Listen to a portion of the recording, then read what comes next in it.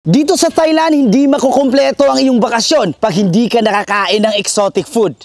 Maliban sa mga pagkain na hindi pangkaraniwan, bibisita rin tayo sa kakaibang tribo at mga templo dito sa Thailand. Ito ang famous na dugo ng cobra at iinumin namin ito kasama ang tumitibok na puso.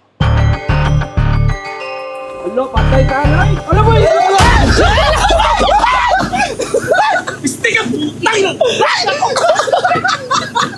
Dito sa Thailand, pati ang kanilang malls ay may mga tinda ng exotic food. So ngayon mapapasabak na naman tayo sa pagkain ng mga insekto. Ito, bamboo worm. Hindi ka makakapaniwala na ang insektong ating pinandidirian ay pagkain dito sa Thailand.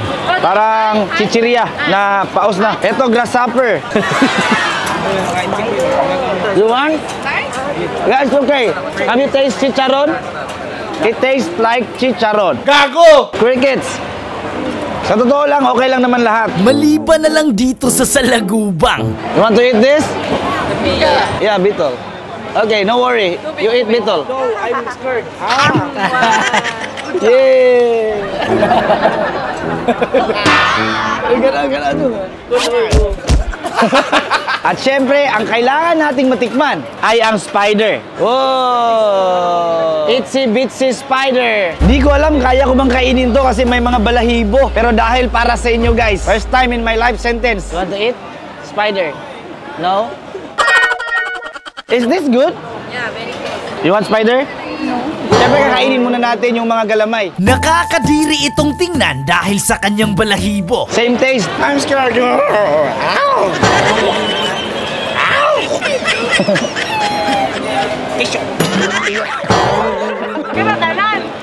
Look, worry no? Oh, Masarap. with grasshopper, with grasshopper. Good.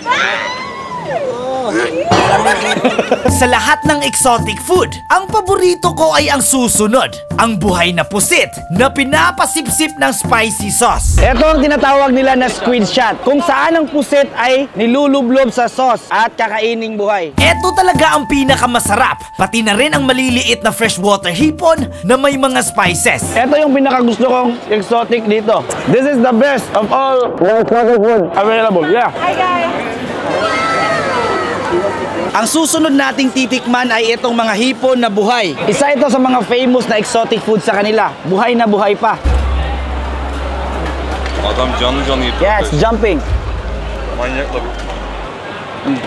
You try. Dumayo rin kami sa kanilang park at dito pwede kang magpakain ng mga koi fish.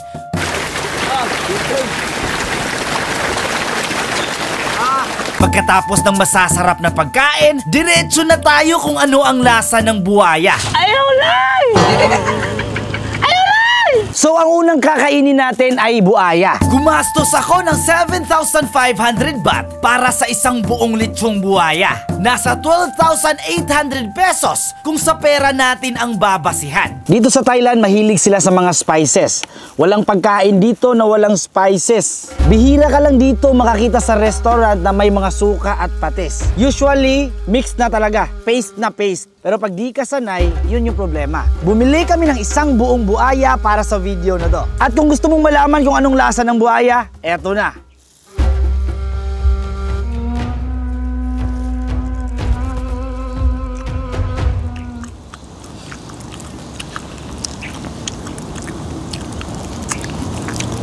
Walang kikabuhi.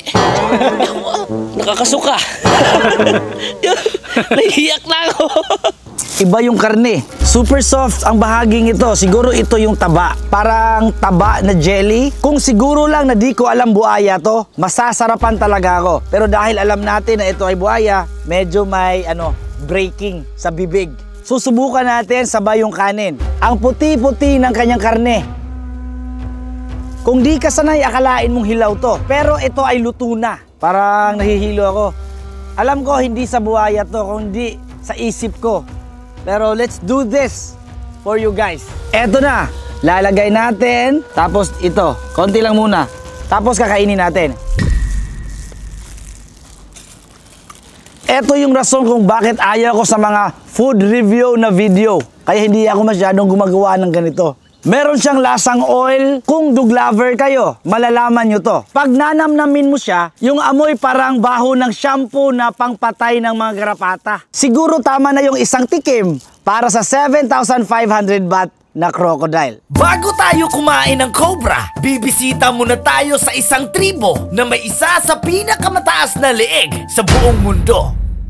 Ilang minuto pa lang ang nasa liig ko pero sobrang sakit na. Isipin mo sa kanila, 5 years old pa lang sila, meron na. This one 1 kilo. 1 kilo. You can try this one 3 kilo.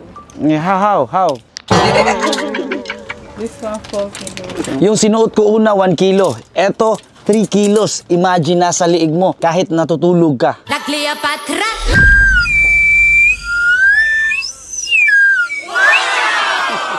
Eto, parang palaka. Papakita ko sa inyo, papagalawin ko tong ahas gamit lang ang float.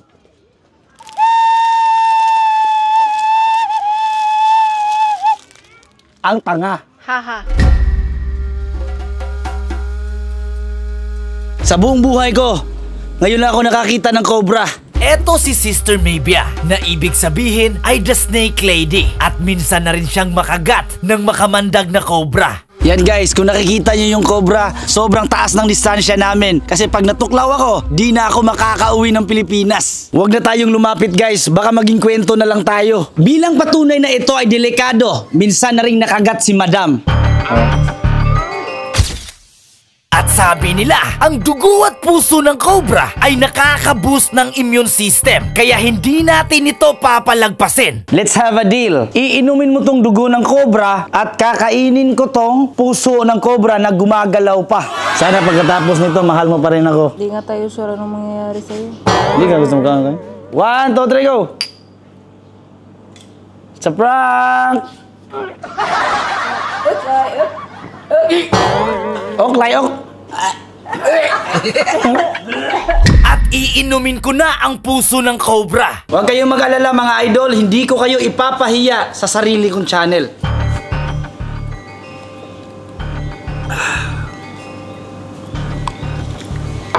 Cobra, energy sting. Malapit na kami ikasal at gusto naming magkaanak. At sabi ni ate, eto raw ay makakatulong para magkaanak kami ng madali. Cheers! Cheers!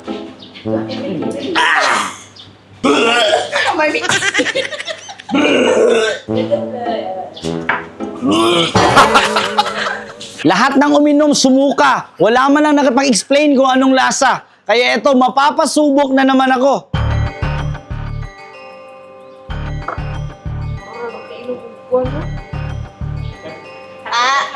Pamisan ko. Lulo.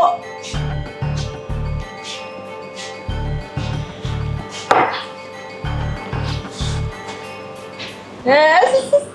Bang Smile Doctor Dental Clinic.